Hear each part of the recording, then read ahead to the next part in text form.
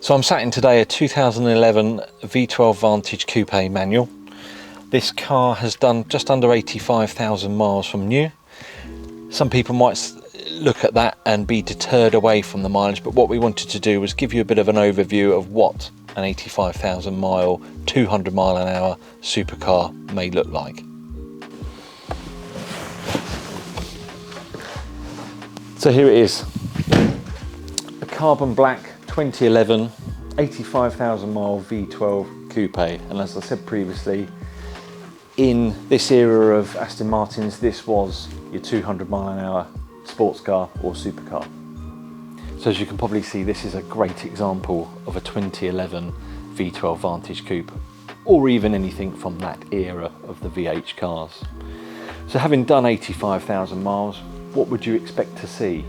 Well, there are some wear signs on the outside of the vehicle because we have done 85,000 miles. So there's a few stone chips around the car, but as you can see, this has been really well looked after and maintained, this vehicle. So if you keep on top of the service work, whether that's once a year with ourselves or your local specialist or dealer, you'll be able to keep your car in top order. So what we'll do is we'll run you through a few things that are worth knowing, whether that's about a V12 Vantage or it could be any of the cars from that era of the VH cars, starting with obviously overall condition of the bodywork.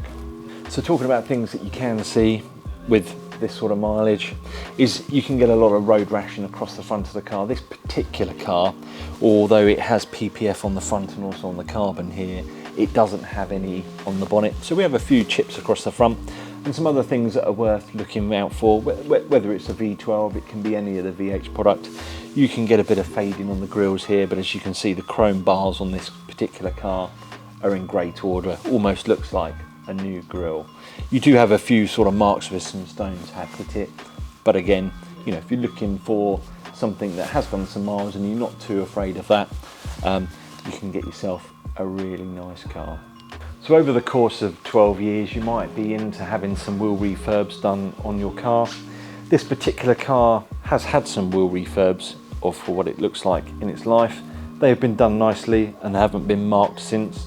But again, you can have a good look at those and look out for some telltale signs. V12 Vantage came with P0 Corsas from new. Over the years, a lot of people replace those. They are a dry bias tyre. This particular car does have Michelin Pilot Supersport 4s on, which do make a bit of a difference to the drive, but also your everyday drivability. So if you are looking to daily that car, it might be worth looking at what rubber is on the tyres. And let's take a little bit of time to talk about brakes. So V12 Vantage came with carbon ceramics as standard.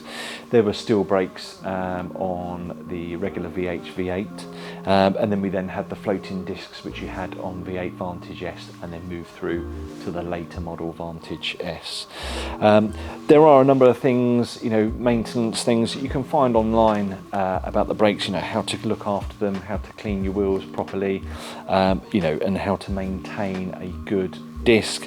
This particular car does have the discs are in lovely order on this vehicle, bearing in mind it has done that sort of mileage. It does suffer with a little bit of brake squeal, so you will get that from these. They are high performance brakes, and if you are just poodling around town in a car with this sort of performance and brake setup, you will eventually get a little bit of brake squeal, but it is easily rectified. But it's always worth noting to have a look at the discs and also the pad wear on a vehicle. So depending on how your vehicle was specified from new, you could have a chrome side strake, or as you have on this vehicle here, you can see that we have the carbon side strake on the car. There are a few things that are worth noting, not a great deal you'll find, but the chrome sometimes can be pitted depending on where that vehicle has been stored over its life, but again, easy rectifiable. You can get them cleaned up properly or replaced, or you could upgrade them if you wanted to have carbon, which you can get from our parts department and have them fitted here. As regards sort of bodywork on these, I mean, this is this car has just received an external detail on it, but things that are worth looking out for, in paint condition, it can be chipping or rashing at the back wheel arches. this particular car's got some PPF on the back there, or you might find a car that's got stone spats on the front, and that will also stop the stones from picking up and hitting the rear arch. And then there is obviously the elephant in the room, bodywork corrosion on these. This car does have some paint corrosion across the top of the door here.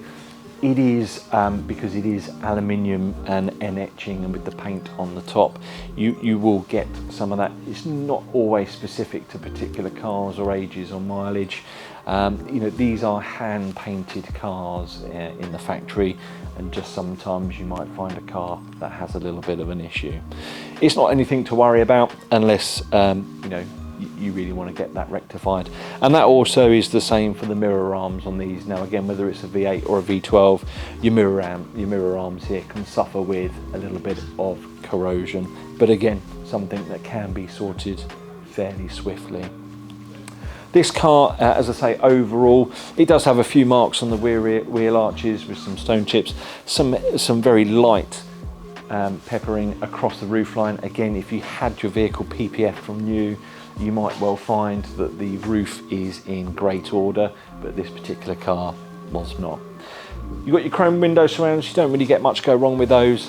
They are just tend to be, you know, it is a real metal, and that's one of the things it will have with an Aston is, you know, if it looks like metal and it feels like metal, it will be. So material wise, they are very good.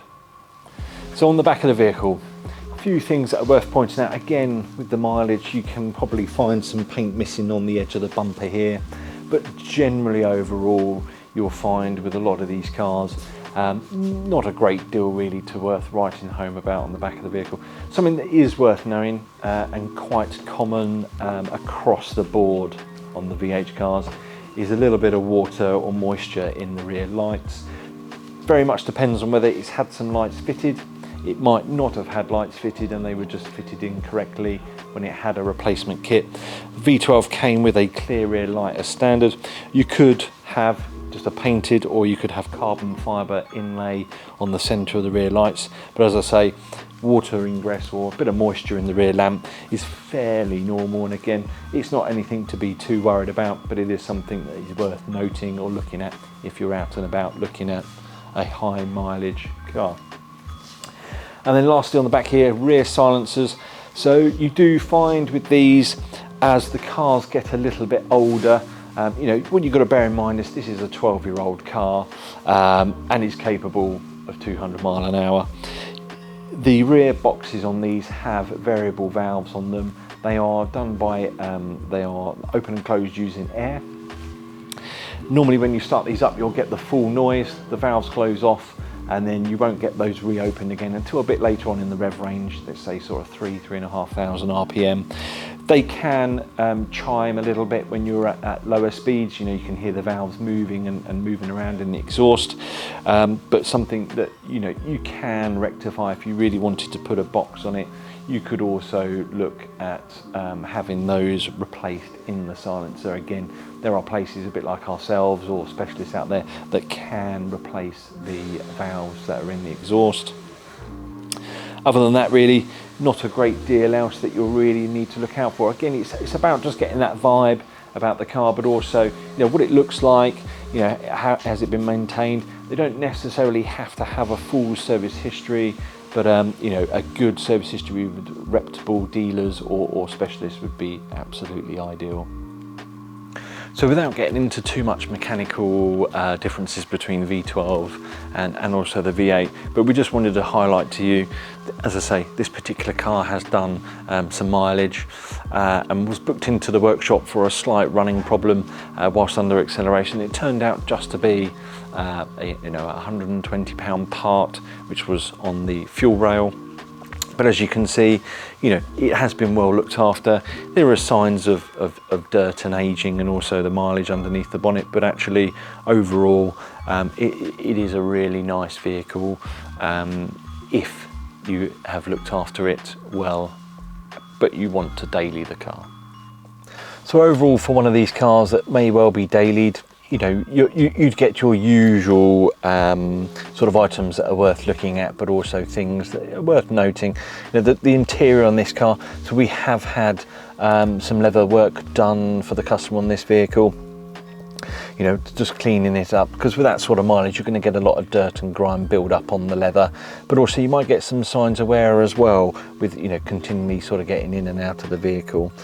But on a V12, the things that are probably well worth, you will sort of notice things like the gear stick. So these would be, you know, like a polished satin aluminium.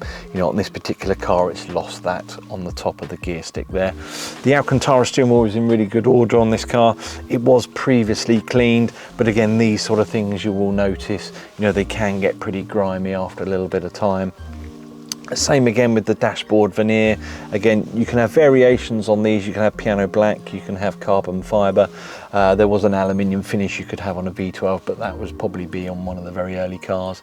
And there's things that you can see on those as well that might show time of wear. But actually, if you're still looking for that car and not too worried about the mileage, or if you're looking to daily it, there's just a few things that are worth noting about. You've also got, particularly on this car, we have the B&O stereo system.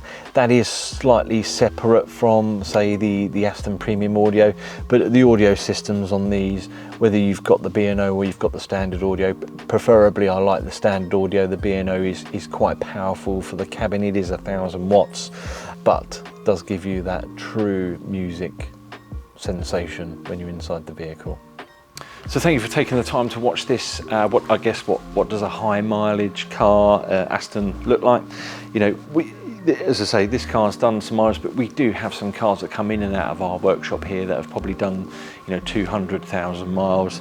You know, we'd love to do a video on one of those just to sort of show you how they hold up over that sort of time, particularly when they've been well looked after by ourselves. But trying to catch them between the servicing and being used is pretty difficult. But we've also got some other vehicles that we'd love to bring to you and just give you a bit of a walkthrough, and things that you may well see or won't see over the time of ownership if you are into daily in one of these, particularly with a lot of miles.